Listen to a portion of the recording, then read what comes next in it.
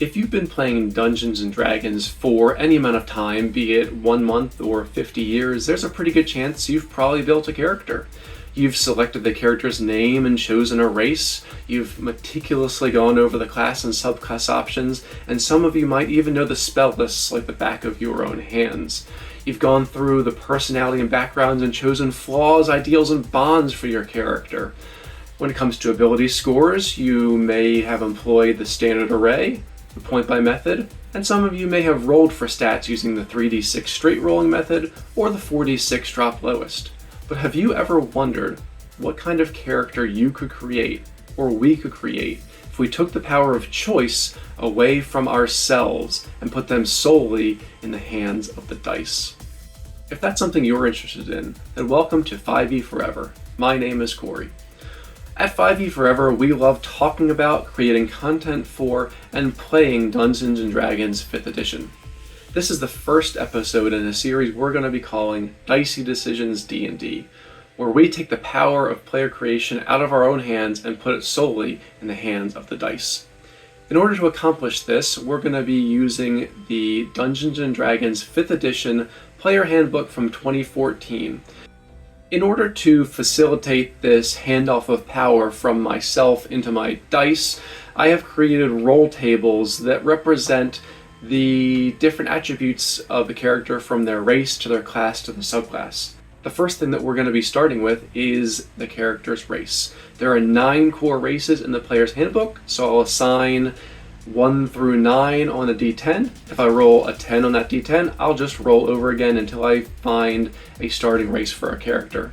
In similar fashion, I'll figure out if the character is a male or a female by rolling a d20. 1s through 10s will be male, and 11s through 20s will be female. From there, I'll utilize the recommended names in the player's handbook to give our character the name. After assigning our character's race, name, and gender, we're going to be going into the alignment for our character. If you've been playing Dungeons & Dragons for any amount of time, you know that there are 9 ranging from lawful good down diametrically opposed to it to chaotic evil. I'll be assigning each of those 1 through 9 on a d10. Just like with race, if I roll a 10 on our d10, we'll just roll again until we find an alignment. After figuring out our alignment, we will roll for background. There's 14 different backgrounds available in Dungeons & Dragons Player Handbook 2014 edition. I'm going to be assigning those backgrounds 1 through 14 on a d20, and if I roll 15 through 20, I'll just be rolling again until I find one. After the background is figured out, I'll be rolling d8s and d6s for the ideal, bond, personality trait, and flaw, and noting skills gained in our character sheet. There are 12 classes in the Player Handbook 2014 edition, so in order to select the class that our character is going to be, I'm just going to be taking my d12 and rolling a straight roll for that. If the character gets a level 1 subclass, I'm going to be rolling for that at this time as well. For example, the Cleric has 7 different domains in the 2014 Player's Handbook: Knowledge, Life, Light, Nature, Tempest, Trickery, and War.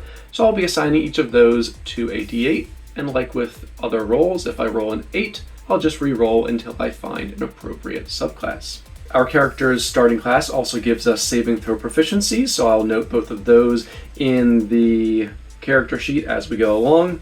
I'll also note any of the skills that our character gets. This is the reason that I've decided to go with the background before creating our character class. In the background, we get a couple skills, and sometimes those skills cross over with the skills that we gain from our starting class.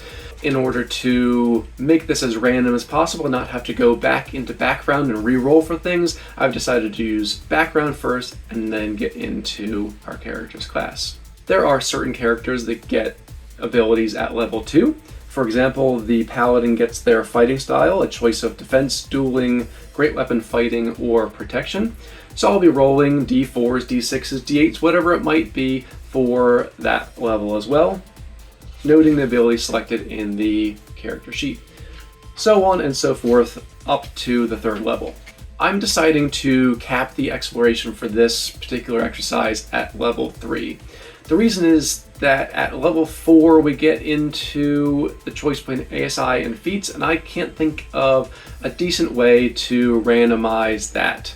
Additionally, I want to try and keep these videos relatively short, and going past level 3 into 4, 5, 6, and beyond would probably make these videos a little longer than I want them to be. Further, we all know that the split between martials and casting characters tends to diverge quite quickly as we get into the mid and late game levels.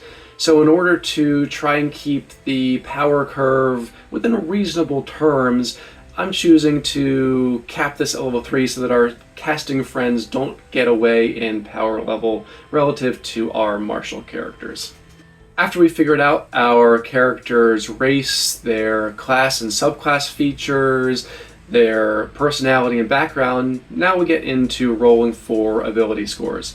I'm going to be using the 4d6 drop the lowest and rolling just straight down the list. I'll be starting with strength, going to dexterity, constitution, intelligence, wisdom, and charisma. I'll also be rolling a d6, 8, 10, or 12 for the character hit points and not taking the average for this particular case. I really want the dice to decide the path for the character. The proficiency bonus will be 2 for all of our characters, seeing that we're stopping at level 3. And here we can figure out our armor class for our character and spellcasting ability if that applies. After we figured out the information that will go on the main first page of our character sheet, if we've rolled a half caster or a caster, we'll go into the spell lists and figure out those spells that the character is going to be using. In a typical episode, I'm not going to be going over this methodology again and again, because I think that would be a waste of my time and a waste of your time, and I want to keep these episodes relatively short, so I'll just jump in with the character creation notes.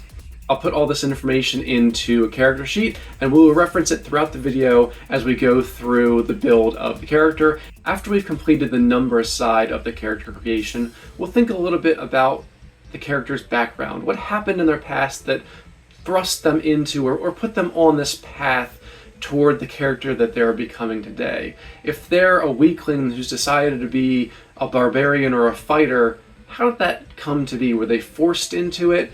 Did they not have any choices? Was the army or armed forces the only thing they had at their disposal? If they were of high intelligence but low wisdom, but they still wanted to be a cleric, for example, why did they do that? These are the types of questions that I'm really interested in trying to answer in this particular exercise.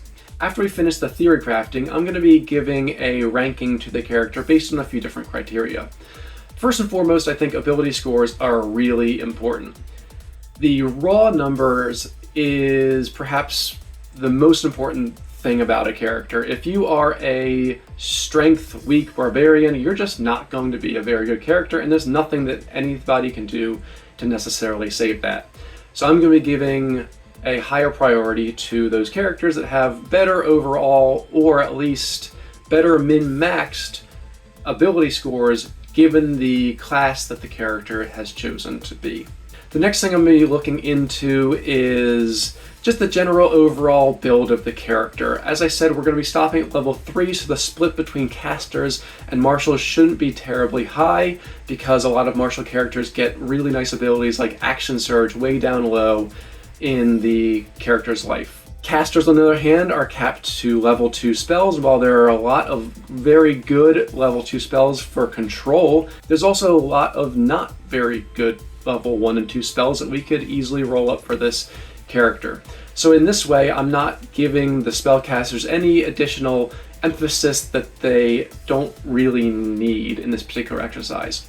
I'm going to be thinking about how the character would play in combat, how good they would be in socialization and exploration, and given the totality of everything that I've just discussed, I'm going to be ranking them based off of all the other characters that I will have created up to that point, with giving a strict ranking number 1 to number whatever episode it is. So, with all that explained, I am excited to introduce episode number 1 of this exciting series, 4 Elements, No Intelligence.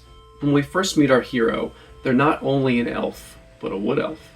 They have keen senses and intuition, and their fleet feet carry them quickly and stealthily through the native forests. Their skin tends to be copperish in hue, sometimes with traces of green. Their hair tends towards browns and blacks, but is occasionally blonde.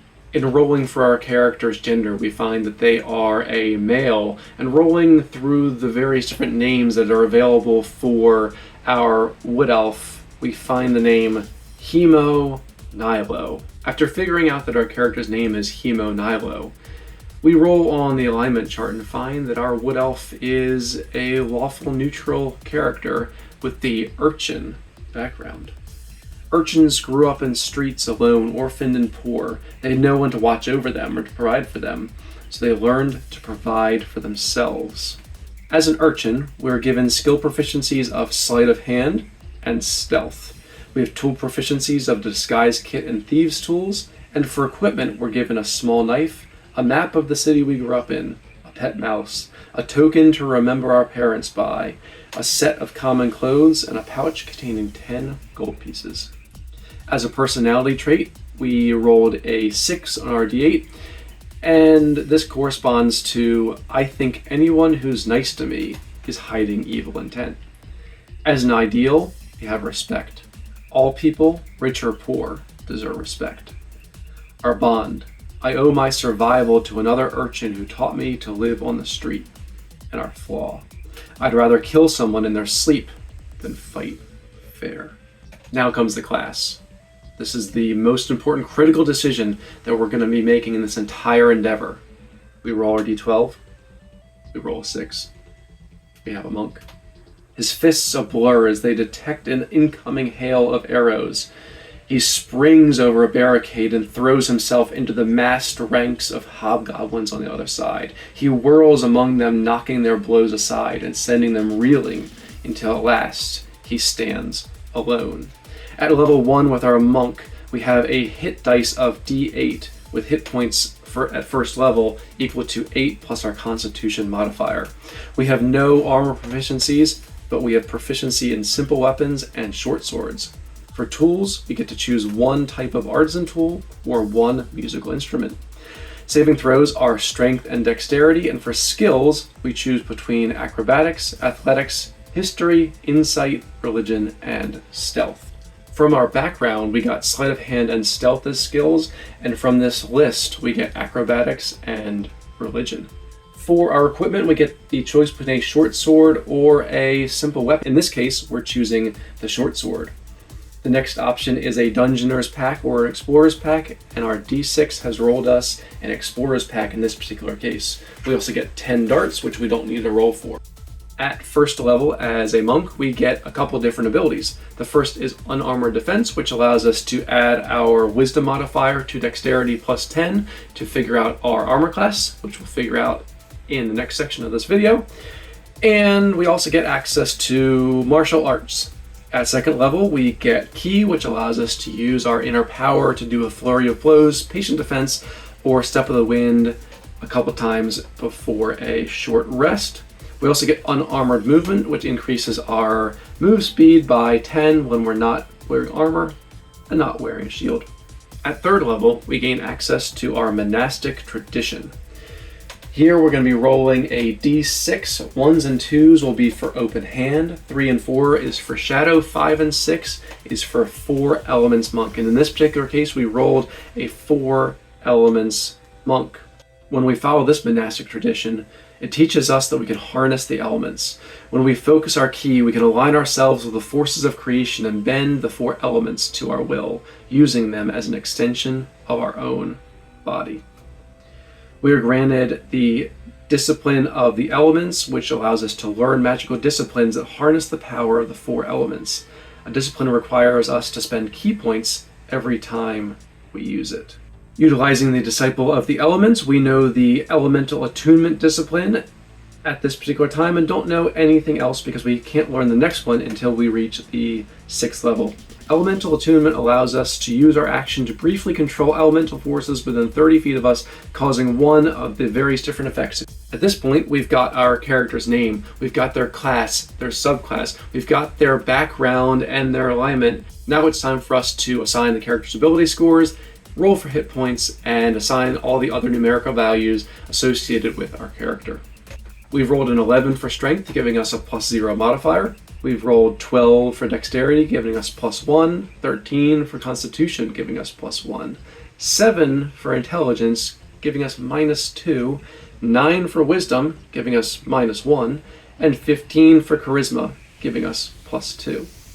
This gives us saving throws of 2, 3, 1, -2, -1, and +2, and skill scores that you can see as we scroll down the list here. Rolling for our hit points with our D8, the first number we rolled is an 8. 8 plus our constitution of 1 is 9. Then we rolled a 7 and another 8. So we are actually nearly the maximum number of hit points we can get at level 3 at 26 given this build. Our armor class is 10 plus wisdom plus dexterity. So in this case, 10 plus 1 minus 1 gets us back to a 10. We have initiative of +1 as our dexterity is +1, and we have a move speed of 45 feet. Our hit dice is 3d8. For weapon attacks, we have two options. We can either use our short sword with an attack bonus of +3, doing 1d6 plus 1 piercing damage, or we can use our martial ability, attacking with our fists, with our shins, with our feet, attacking again with a +3 attack modifier, doing 1d4 plus 1 bludgeoning damage. And at this point, because this character is not a caster, we are done completely with our character creation for episode 1. All in all, I think this character is pretty poor. I think that this is probably something that's not going to come as a surprise to anybody. We wanted our character to have probably more dexterity, maybe a little more strength, maybe a little bit more constitution.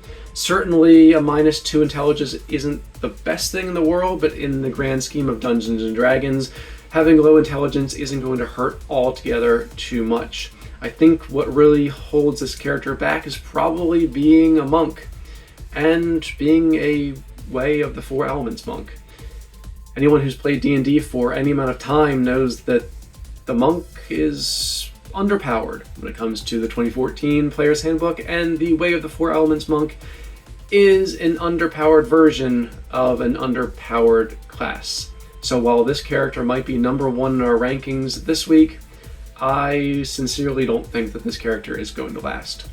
Now, let's think about how this character may have come to be. Maybe they were just a bit of a runt. Maybe their time as an urchin means that they were cast out into the world at an early age, maybe even as early as 9 or 10. Maybe they didn't complete their initial schooling, so that they don't quite have the intelligence of some of their peers.